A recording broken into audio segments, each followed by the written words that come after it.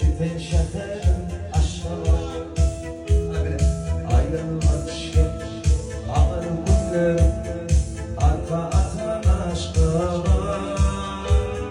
Aşıklarım şehirde, dünya benim onun aşka var.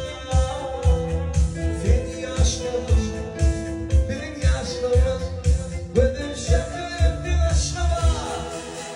Gece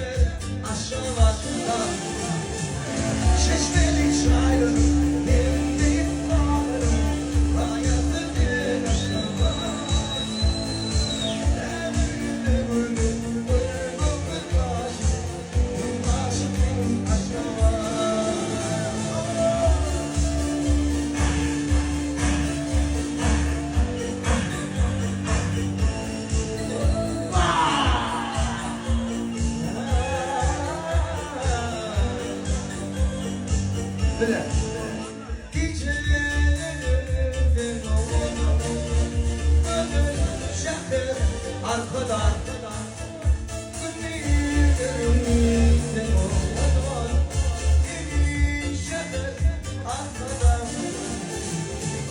şişmeli çaylarım, emdiğim dağlarım, dayanır bir aşkım var.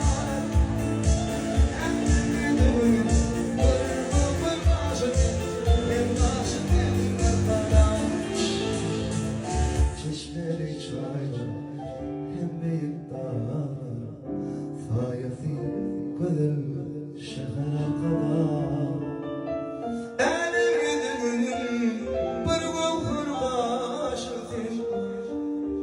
Sen şekerim arkada,